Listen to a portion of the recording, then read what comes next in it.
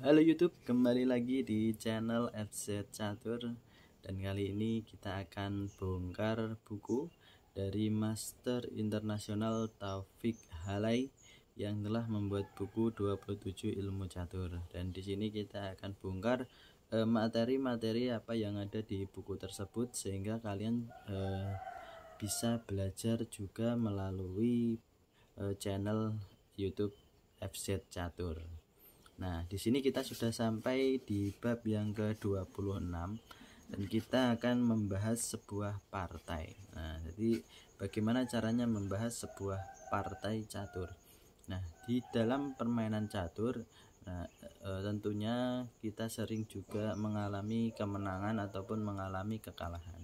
Ketika kita mengalami kemenangan, biasanya kita enggan untuk membahas ataupun menganalisa dari catur kita, karena kita merasa sudah menang. Nah, ini termasuk salah satu yang kurang baik, kawan. Jadi meskipun kita menang, kita harus mengulas lagi permainan kita.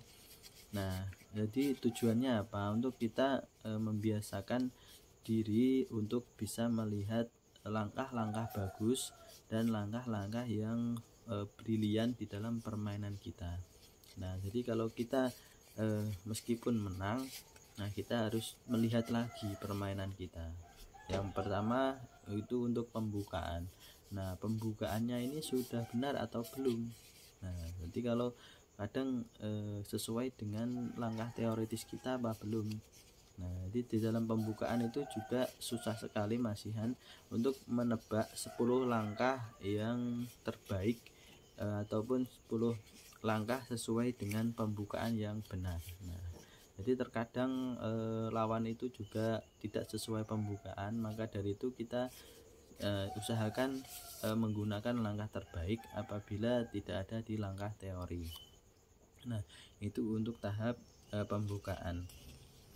Di tahap babak tengah, nah ini juga harus kalian pelajari meskipun kalian sudah menang.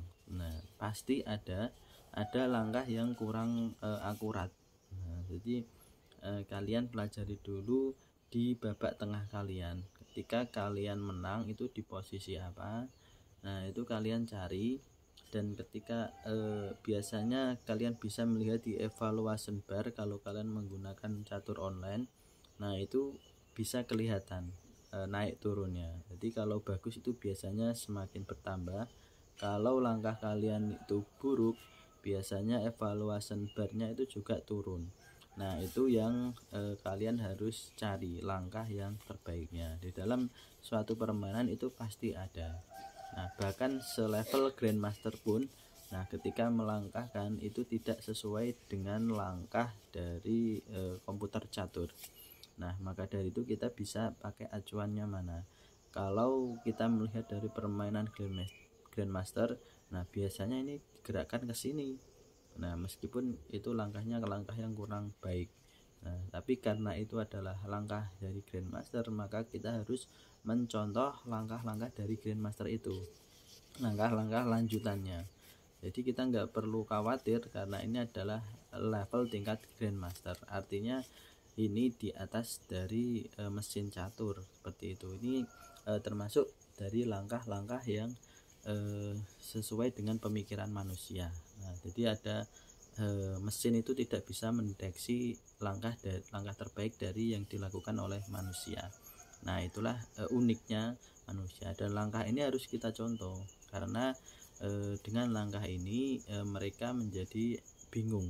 Nah, ini kira-kira rencana kita apa. Nah, yang penting kita sering-sering juga untuk mengulas ataupun melihat dari permainan langkah terbaik dari Grandmaster. Jadi kalian bisa menggunakan langkah terbaik di Android ataupun di PC kalian.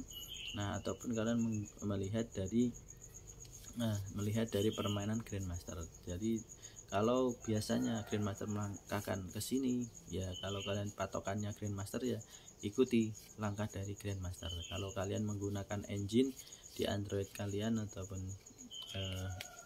di iOS di PC kalian, nah kalian tinggal melihat, sesuaikan saja dengan pemahaman kalian, dari keinginan kalian mantapnya di mana. Nah, itu bisa kalian terapkan di permainan kalian. Nah, itu untuk di babak tengah. Dan di babak akhir ini biasanya rata-rata ini sama, karena di babak akhir itu sudah pasti jelas. Jadi kalau posisi seperti ini nanti akhirnya akan seperti ini, itu sudah pasti. Maka dari itu di dalam permainan akhir kita harus menghafal seperti mesin yang bergerak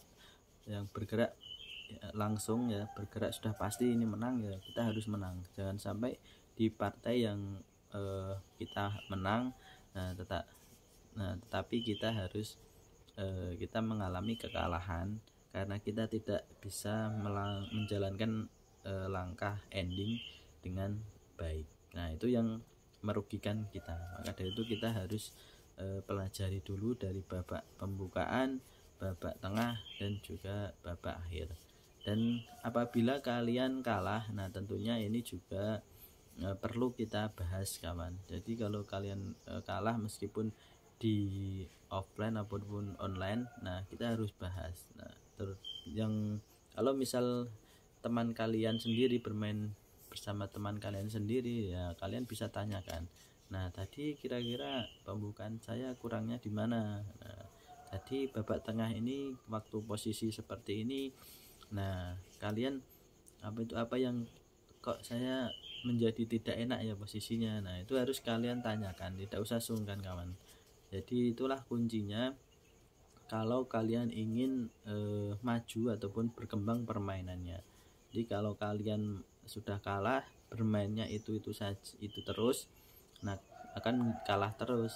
Nah, itu yang merugikan kita. Maka dari itu ketika kita mempelajari pembukaan itu cukup satu saja yang jadi favorit. Pembukaan itu banyak sekali, variannya juga banyak sekali. Nah, jadi untuk menjawab langkah lawan kita gunakanlah satu pembukaan saja yang paling favorit, dan itu kalian gunakan baik hitam maupun putih. Jadi, terus kalian gunakan sehingga kalian akan tahu langkah terbaiknya kalau menjadi hitam, langkah terbaiknya kalau menjadi putih. Nah, itu kalian akan tahu bagaimana di mana jebakan-jebakannya. Nah, itu kalian akan tahu kalau kalian mempelajari satu pembukaan secara utuh, dari pembukaan sampai babak tengah dan juga ending ataupun babak akhir. Nah, itu kawan.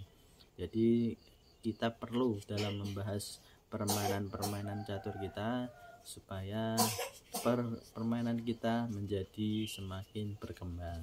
Nah, itu kawan, jangan pernah bosan dalam mengevaluasi permainan catur kita. Oke, itu saja yang bisa kami sampaikan di bab yang ke-26. Salam catur, Gen Unasum, kita satu keluarga. Mantap.